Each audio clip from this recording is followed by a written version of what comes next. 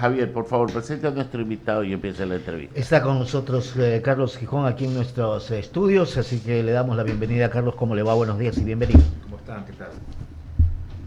La verdad que siempre va a ser importante dialogar con usted y más que todo hoy por el tema del reglamento de la ley de comunicación. ¿Es lo que los comunicadores necesitábamos o no? Bueno, es un paso que se ha dado. Lo principal que se hace en el reglamento es la creación de un comité para proteger el trabajo de los periodistas.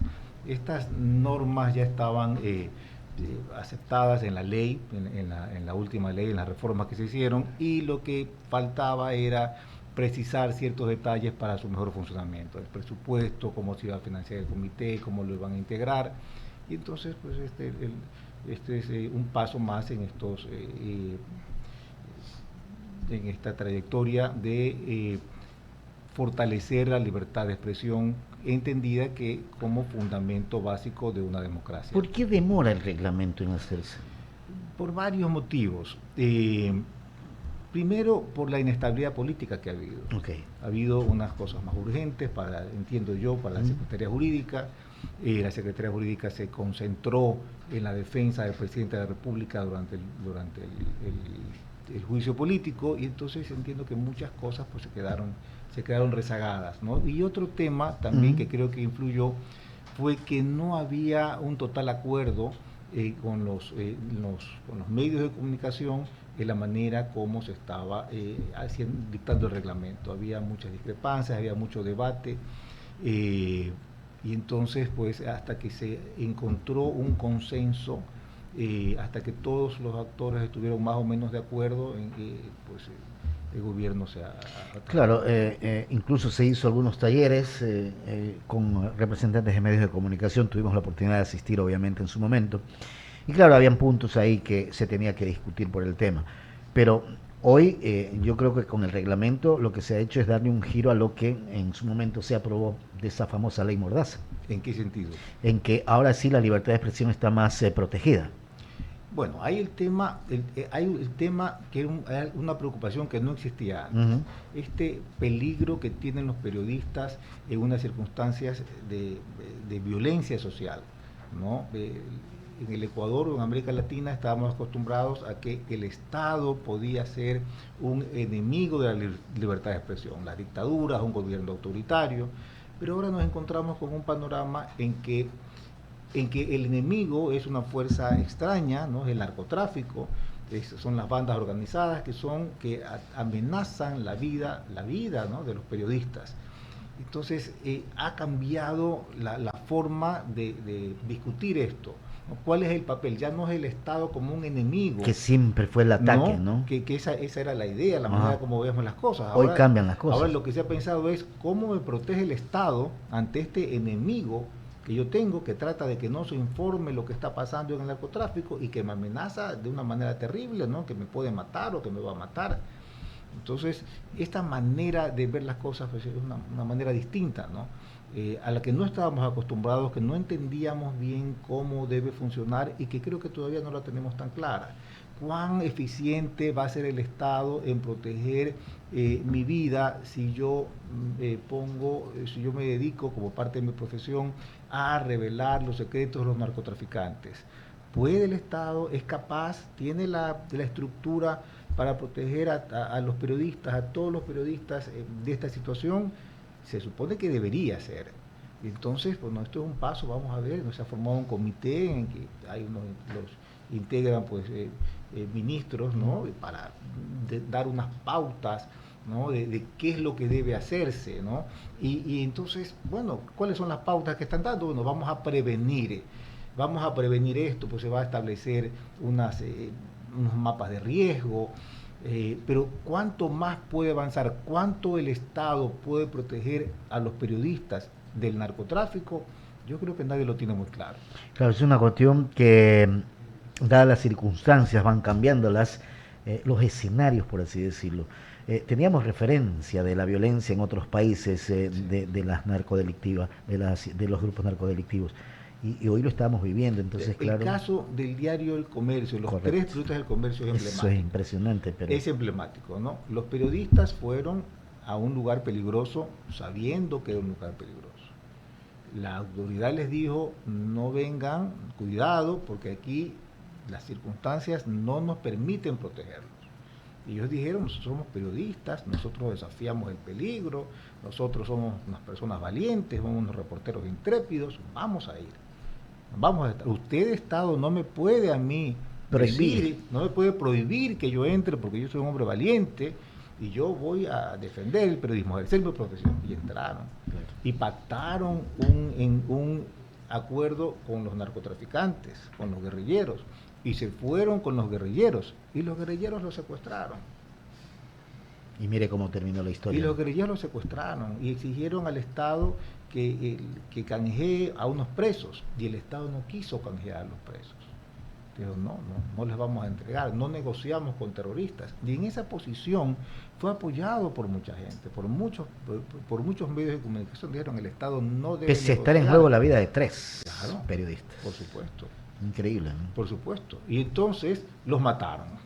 Y entonces después que los mataron, todos se rasgaron las vestiduras y dijeron, pero qué terrible. El Estado debió proteger a esos periodistas. El Estado debió garantizar la vida de los periodistas. Entonces hay muchos temas. ¿Cómo debía hacerlo? ¿Debía impedirle a los periodistas que permanezcan en Esmeraldas? ¿Debía impedir que los periodistas decidan por cuenta propia ir a entrevistarse a los narcotraficantes? ¿Debía hacer eso? Siempre van a quedar esas interrogantes. Una vez que los secuestraron, el Estado debía entregarles lo que los narcos pedían. Yo creo que sí, pero mucha gente discrepa conmigo. Carlos, Ramiro también tiene algunas inquietudes en este diálogo aquí en la mesa. ¿Qué fue, Carlos? Gusto de tenerte aquí en los micrófonos. Todo lo que has dicho casi no tiene nada que ver con la ley ni con el reglamento. Y voy a decir por qué. La ley Mordaza, que se llamó antes, fue producto de un acto legislativo y de un ejecutivo. Hoy tenemos un legislativo que prácticamente tiene una mayoría que podría revertir todo lo que hasta ahora se ha hecho. Por tanto, la solución no está en la ley, no está en el reglamento.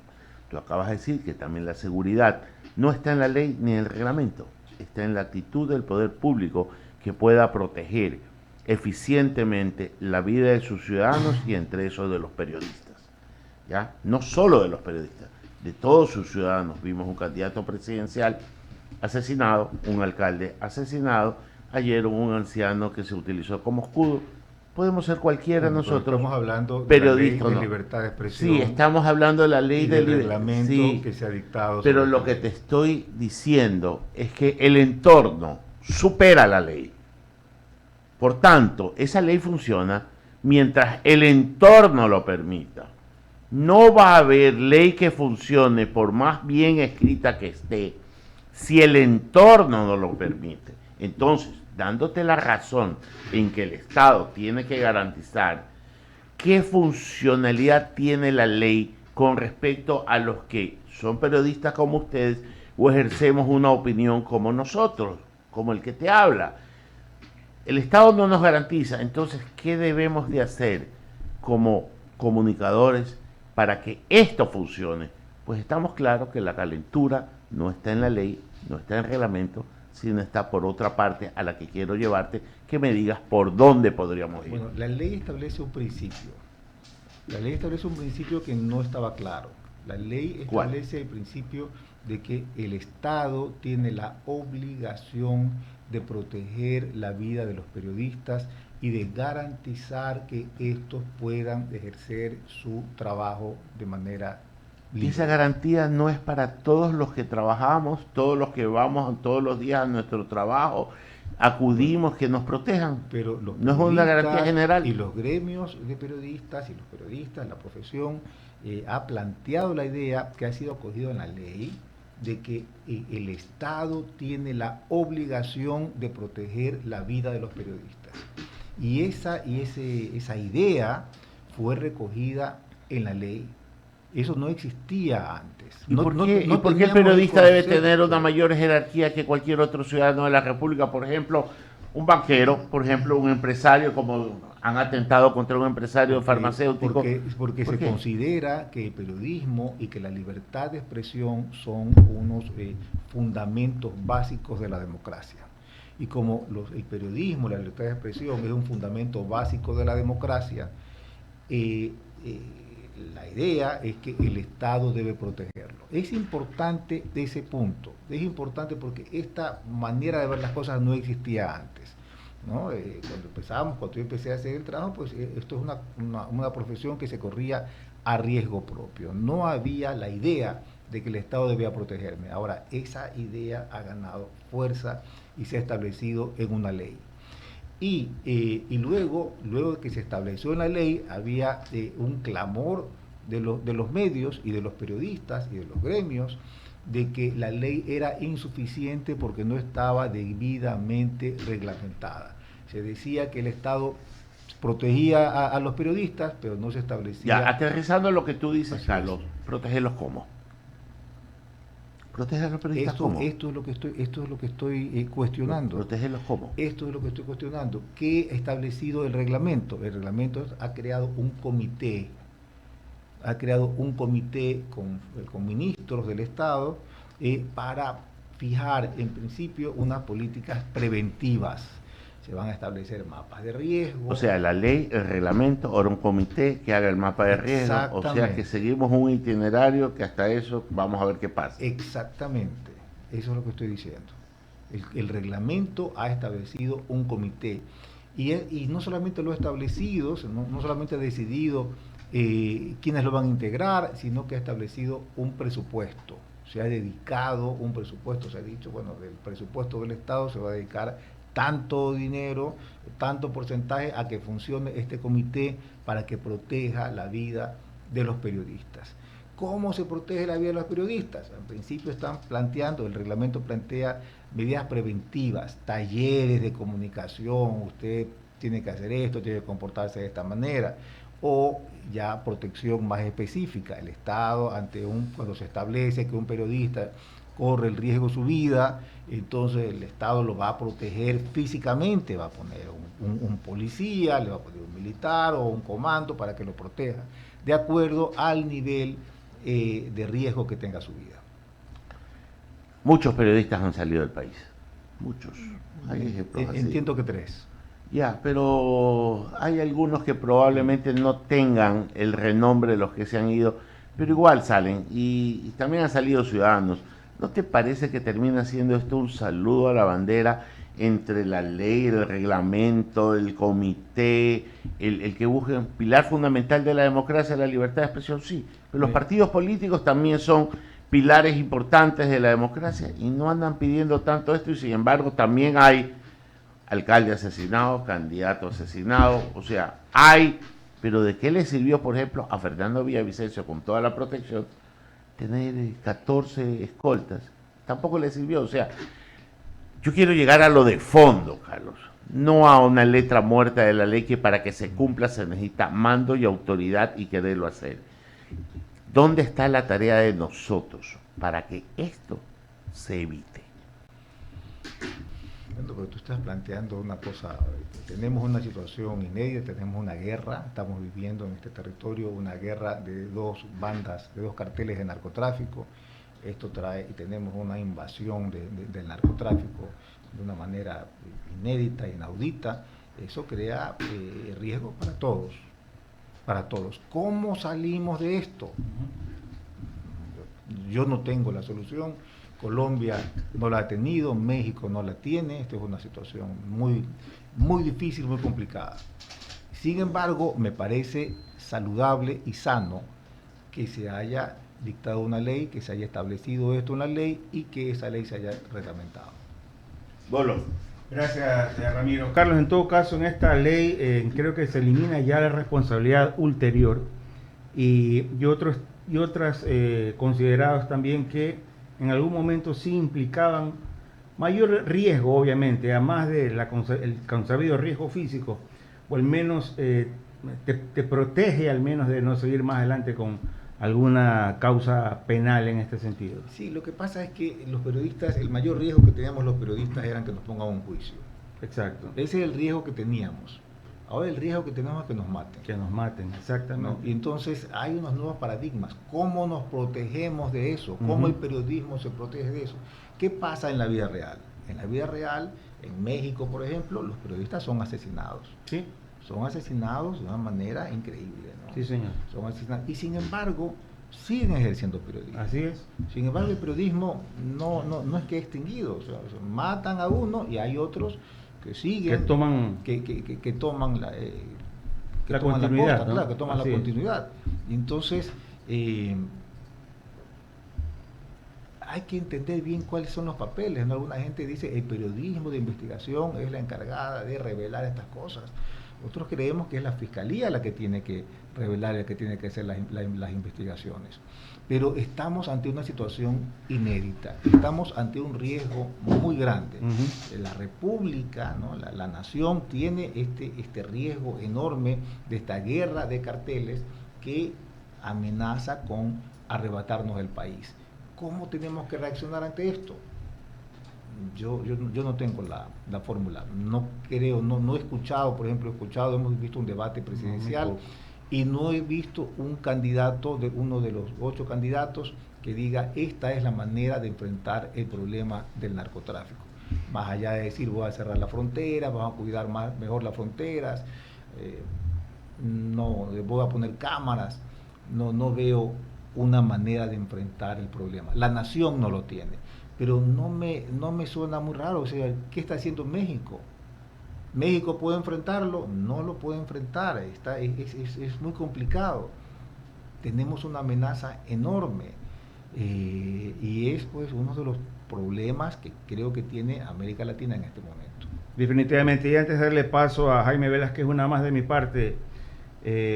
Mira, en el tema de la inseguridad, ahora que hay esta campaña presidencial, ¿cómo se difunde el mensaje de los candidatos? Es a través de los medios de comunicación, es a través de los periodistas que visitan las cadenas, los medios, y finalmente son entrevistados por periodistas. Entonces, bien señalas tú, hay quienes gustan o tienen esa especialización en la investigación, pero saben que se corren un riesgo. Yo no sé hasta qué punto ahora uno podrá, te digo, entrar en aguas turbulentas. Si sales libre, enhorabuena, y si no, ¿qué tengo que hacer? ¿Dejo la carrera? ¿Me dedico a otra actividad? Es complejo lo que señalas, Carlos. Un breve comentario para darle paso luego a Jaime Velázquez. Yo creo que el Estado y la sociedad tiene que reflexionar ante este problema enorme que tenemos, que es la guerra del narcotráfico.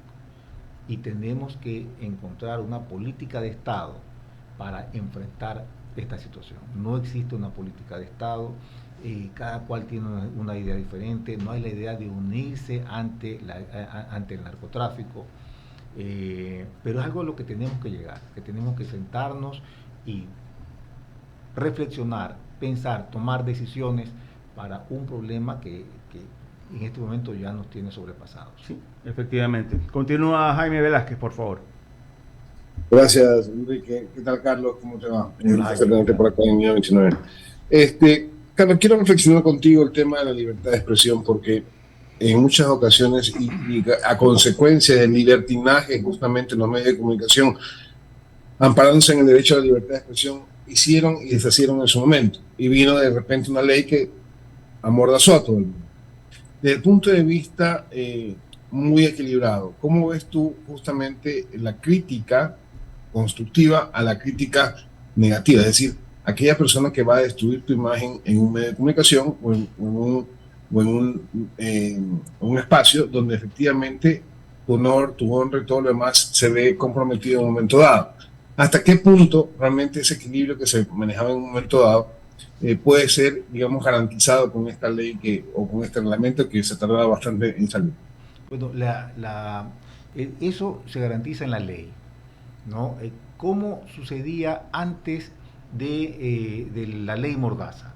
Pues los periodistas teníamos claro que no podíamos injuriar a las personas. Si injuriábamos a las personas, esta persona nos podía recurrir ante un tribunal independiente. El tribunal de manera independiente determinaba si yo había faltado a la verdad, si mi intención había sido difamar a las personas, y ese juez independiente podía condenarme. Y entonces me parece que funcionaba bastante bien. si uno utilizaba un medio de comunicación para injuriar a otro, podía ser condenado. Y así era como funcionaba, y yo creo que es la manera como tiene que funcionar. ¿Qué fue lo que hizo el gobierno de Correa? El gobierno de Correa estableció un tribunal especial, que era la Superintendencia de Comunicación, que era dependiente del gobierno. Entonces salió de la independencia de la justicia, de un juez imparcial o un juez independiente, a que el gobierno pueda sancionarte. Y entonces ocurría que tú no mentías, simplemente decías la verdad, decías fulano de tal está recibiendo sobornos, y entonces el gobierno te sancionaba y te multaba y te liquidaba. Ese fue el problema. El problema es que salimos de la órbita de una justicia independiente a manos de un órgano del gobierno, del Ejecutivo, que te liquidaba. Mientras ese mismo gobierno tenía unos medios del Estado que te injuriaban de una manera atroz, que acababan con tu reputación, y esa superintendencia de comunicación miraba hacia otro lado. Ese es el problema, ese fue el problema. Por eso es que era necesario acabar con esa ley Mordaza, liquidarla, porque esa ley lo que hacía era que el gobierno pueda perseguir a los periodistas y insultar ellos impunemente a los demás. Entonces, ¿qué es lo que tiene que restablecerse? Tiene que restablecerse la libertad de que los jueces independientes de la función judicial puedan, ante una demanda de injurias o de difamación, determinar si efectivamente tú has injuriado o difamado a alguien. Es muy sencillo. Okay, y esto no es, Carlos, que se le está devolviendo el poder a la prensa justamente porque, acuérdate, hace mucho tiempo atrás, estamos hablando de la época de Amimaguad, de Borja, de Neófeles Cordero, en donde los medios de comunicación tenían una fuerza bárbara, es decir, eran el quinto poder del Estado, o el cuarto poder en su momento. Entonces, lo que se quiso hacer en su momento, me imagino yo, es que descienda este poder del medio. ¿Con esta ley o se les devuelve ese poder o realmente es una ley que permite la libertad de expresión con cierto racionalismo y con ética y con equilibrio?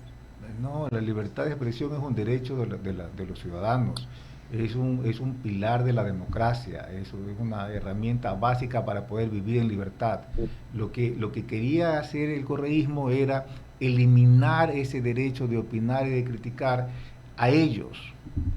Ellos lo que querían es que nadie los critique, que nadie pueda informar lo que ellos están haciendo, para que en el momento de votar la gente no tenga las herramientas o la información necesaria para poder decidir con libertad. ¿No? La ley Mordaza era sobre todo una venda que se quería poner en los ciudadanos para que no vean lo que está ocurriendo. Es necesario en toda sociedad democrática que la sociedad pueda expresarse de manera libre. Si es que la sociedad comete excesos, debe ser juzgada de manera independiente, no por el Ejecutivo, sino por unos jueces que puedan tomar decisiones de acuerdo a los hechos. Entonces, el gobierno, ningún gobierno debe tener la capacidad o el derecho para sancionar a los medios de comunicación. Los gobiernos no pueden sancionar a los medios de comunicación por principio.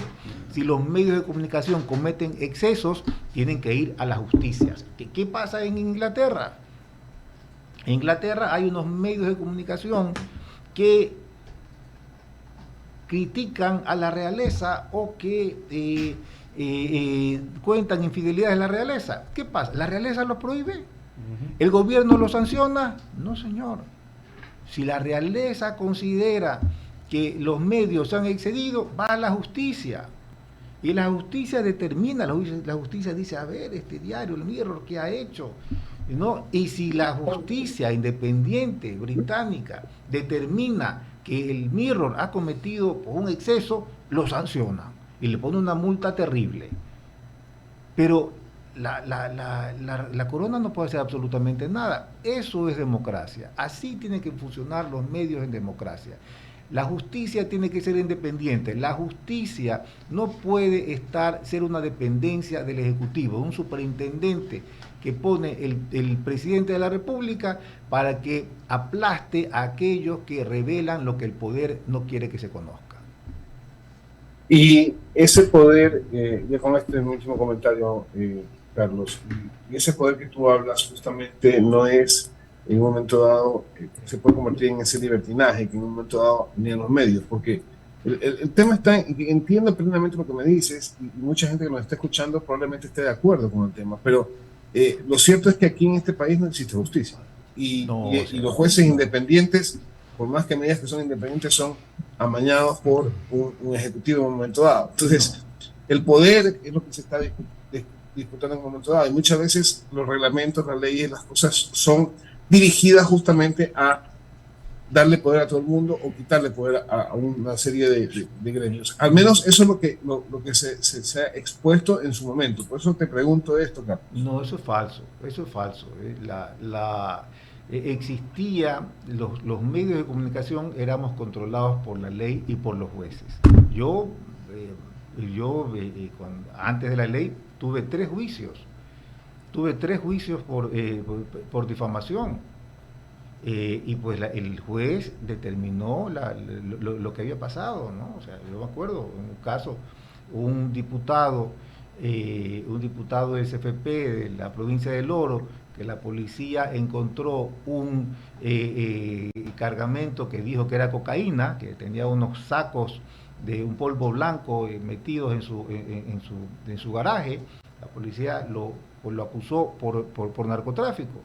Luego, cuando siguió el proceso, resulta que el polvo blanco era talco. El señor tenía sacos de talco guardados en su garaje, ocultos en su garaje, ¿no? Y entonces fue declarado inocente. Y cuando fue declarado inocente, me puso un juicio a mí, porque yo había dicho que el señor era narcotraficante.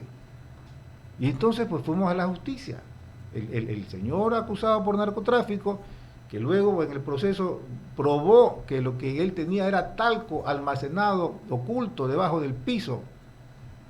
Era talco. Y entonces él fue declarado inocente. Y él quería que yo lo indemnice al hombre por haber dicho. Entonces se determinó y el juez dijo, a ver, el que dijo que era cocaína fue la policía. Aquí hay un informe de la policía que dijo que eso era cocaína. Y aquí hay un informe fiscal que dijo que eso era cocaína. Y entonces, y lo que el señor Gijón dijo es que la policía había dicho, claro, y que el informe determinaba que eso era cocaína. Entonces, el señor Gijón es inocente y no le va a pagar la indemnización al señor. Y entonces se determinó. Así sucedía. La justicia determinaba. Yo conocí de casos de colegas que fueron sancionados, que se excedieron, que cometieron injurias y fueron sancionados, y teníamos mucho temor, nos cuidábamos muchísimo de que no sea que lo que estoy diciendo vaya a un juez y el juez me condene. Y entonces los periodistas revisábamos, contrastábamos, nos asegurábamos de que lo que decíamos era cierto y tomábamos muchas precauciones. Por supuesto, habían periodistas que no tomaban las precauciones. Siempre hay en toda profesión hay buenos elementos y hay personas que no llevan su profesión como debe ser. Y pues esos periodistas a veces eran sancionados y a veces no, a veces tenían suerte. Pero así es la vida. Clarísimo, Carlos. Les doy paso a mis compañeras en cabina para el final de la entrevista, o no sé si hay alguna otra orden. Enrique, adelante. Gracias, Jaime. Agradecerle a Carlos Gijón por haber estado con nosotros aquí justamente en el estudio de I-99. Una buena mañana. Muchas gracias, que pasen bien. Gracias, Carlos Gijón.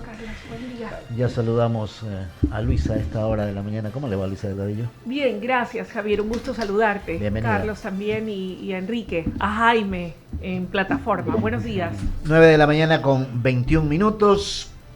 Vamos a hacer la pausa. Enseguida regresamos.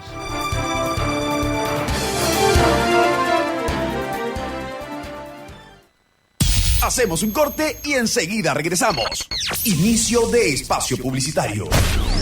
Imagina despertar cada mañana con la mejor vista panorámica de la ciudad y del río Guayas, En You Guayaquil, el diseño y la comodidad se combinan para ofrecerte una experiencia de vida única. Espectaculares áreas comunales diseñadas por el renombrado diseñador Philip Stark, todas pensadas para el relax y la diversión dentro de la seguridad de tu hogar. Visita hoy nuestro departamento modelo y sumérgete en el lifestyle You Guayaquil. El arte de vivir alcanza una nueva altura. Un proyecto Uribe Schwarzkopf. Para más información visita www.ugye.com. Este sábado, el cantautor más romántico de Argentina ya llega a Guayaquil. Axel en vivo. Sábado 26 de agosto, 20 horas, Teatro Centro de Arte. Compra ya tus entradas en ticketshow.com.es, Río Centro, Entre Ríos y Ceibos y Mall del Sol. Con tarjetas Produbanco, 10% de descuento y 10 meses sin intereses. Auspician Extreme, Aseguradora del Sur. Axel Tour 23 te lo trae Top Shows. En Valvoline, siempre vamos hacia adelante. Es nuestra misión desde hace más de 150 años. Desarrollar continuamente productos y servicios, brindando nuevas soluciones que superen los retos, estando siempre a la vanguardia con los cambios de la industria, extendiendo los intervalos de cambio de aceite, reduciendo tiempos de inactividad, aumentando la productividad y creando oportunidades de crecimiento. Por eso en Valvoline, siempre estamos innovando, para que tu negocio vaya siempre hacia adelante. Valvoline, el aceite original. American Express de Banco Guayaquil presenta El Sol de México llega a Ecuador. El artista más importante de habla hispana, Luis Miguel Tour 2024. 21 de febrero 2024, Estadio Olímpico Atahualpa. Preventa exclusiva solo con American Express de Banco Guayaquil del lunes 28 al jueves 31 de agosto en www.fieldthetickets.com. Una experiencia con la garantía FTC Live, haciendo posible lo imposible.